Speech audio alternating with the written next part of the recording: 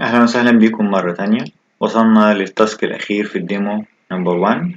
هنinstall ال Azure AD Connect وبعدين نعمله deploy عشان نعمل synchronization لليوزرز اللي في ال Active Directory Domain Controller لل Azure Active Directory. خلينا نروح لل Azure Portal.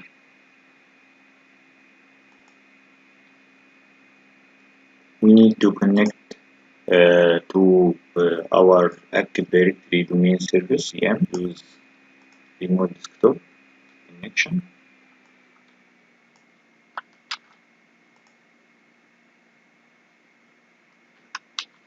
The same credential.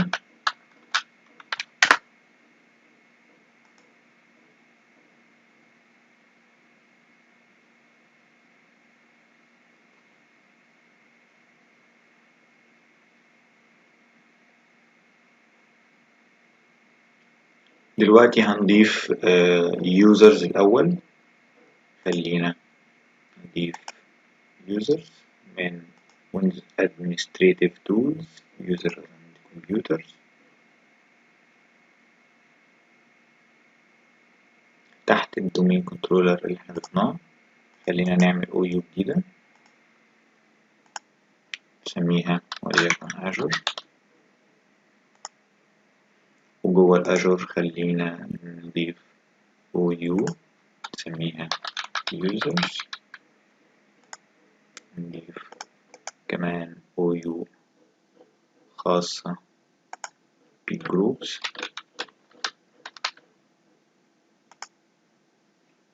ونضيف ال OU اللي هنضيف فيها السيشن هوست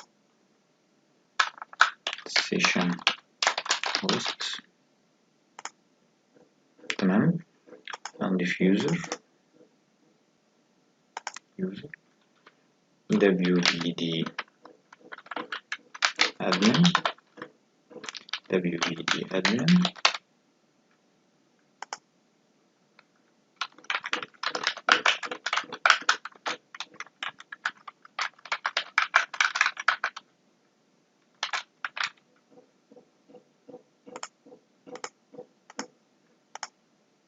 تمام.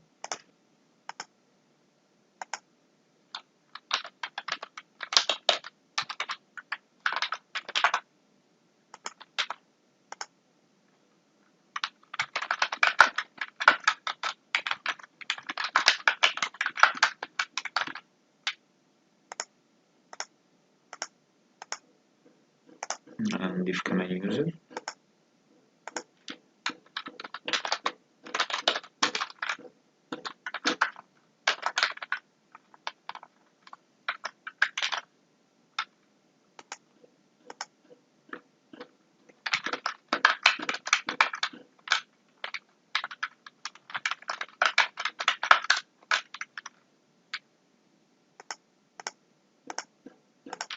تمام.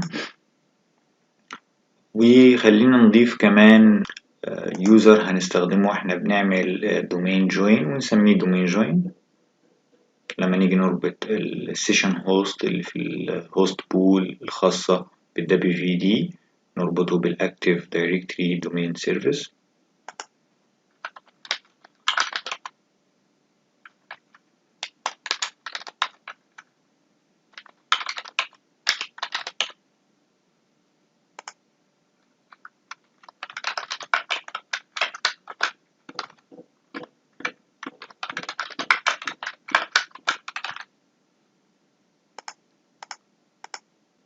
وخلينا اليوزر ده بالذات نعمل له delegate للسيشن هوست بحيث يقدر يضيف زي ما قلنا delegate control next add احنا سميناه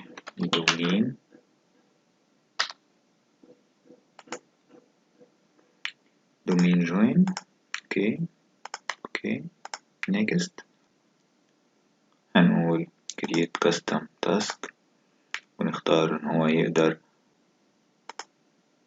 يضيف computer object create or delete create all child object finish. تمام. تعالى الأول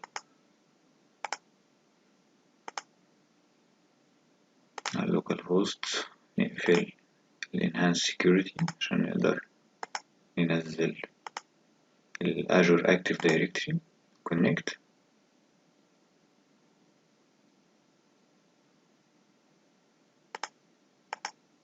خلينا ننزل جوجل كروم الأول.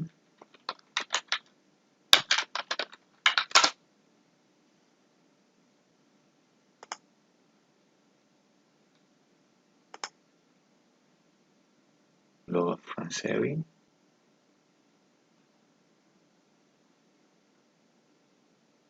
خلينا نغير اللغة، خليها إنجليزي. داونلود كروم run.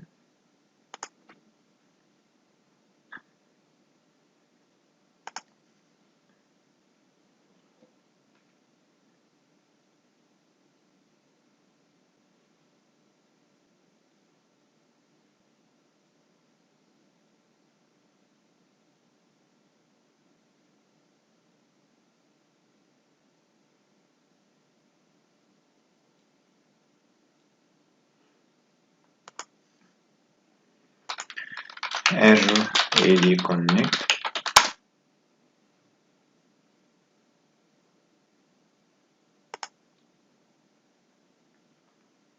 داونلود.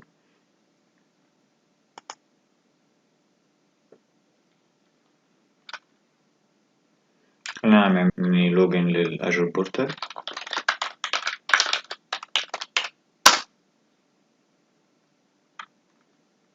خلينا نستخدم اليوزر اللي احنا عملناه كرييت على الكاستم دومين اللي احنا ضفناه في الأجر اكتيف دايركتوري، حتى علشان نغير الانيشال باسورد بتاعته، لان هو مش هينفع بالانيشال باسورد نعمل كونكت بالاي دي كونكت. ادمن صالح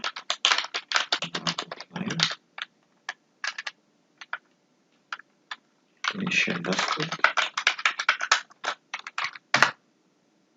هيطلب مني دلوقتي ان انا اغير الباسورد، لان زي ما قلنا دي initial password.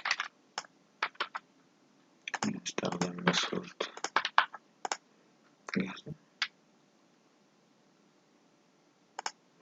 تمام. نروح للأجر AD Connect.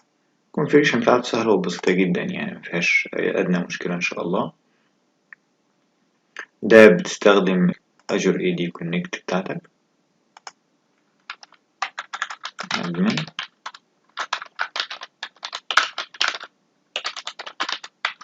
password next.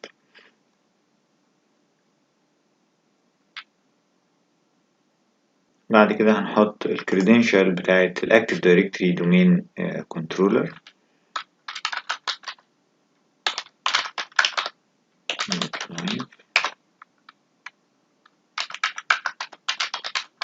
تمام.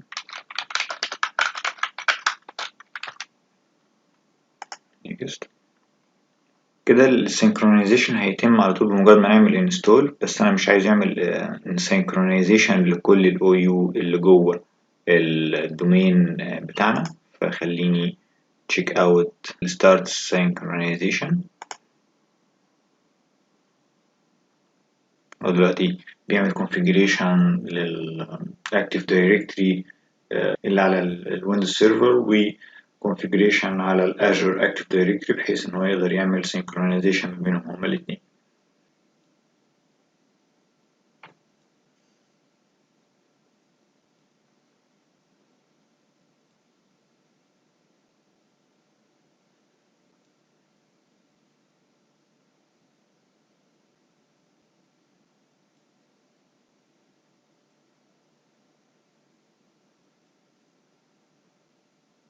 هو هنا بيعمل configuration للأجر AD Connect Health Agent، هنتكلم برضه عنه بعد كده قدام.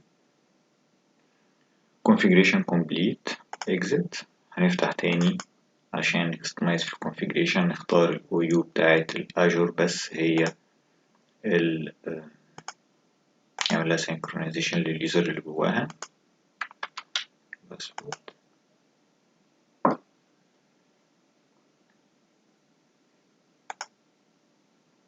تمام. نختار select OU بعينها اللي هي الأجر.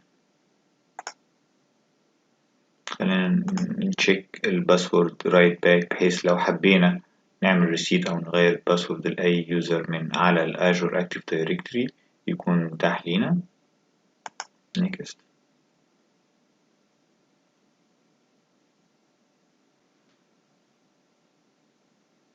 check and start the synchronization process.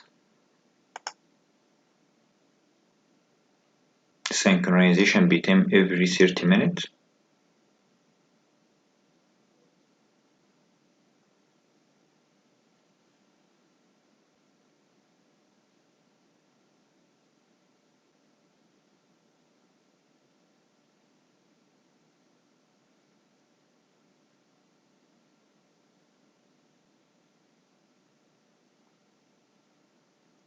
configuration completed. exit. خلينا نروح للأجر بورتال. active directory users refresh. لسه اليوزرز ما جاتش synchronization ما تمش. خلينا نشوف ال AD Connect.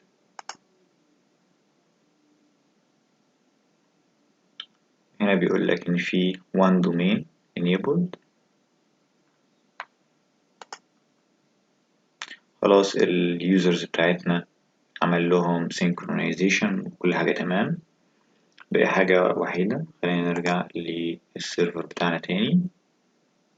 خلينا ندخل administrative tool user and computers. في groups هنا خلينا نضيف new group نسميه WVD group. member خلينا نضيف كل الممبر بتاعتنا. اوكي اوكي اوكي. علشان طبعا هو بيعمل synchronization every 30 minutes زي ما قلنا، بس انت في اي وقت عايزه يعمل synchronization بتفتح الباورشيل start AD sync cycle. بيعمل synchronization في الوقت اللي انت بتقول له عليه. تمام، احنا كده خلصنا تاسك نمبر 3 في الديمو نمبر 1، ويعتبر البريريكويزيت انفيرمنت بتاع السوليوشن بتاع ال WVD جاهزة. فمن الديمو نمبر 2 ان شاء الله نبدأ في تنفيذ وديبلويمنت لل WVD solution.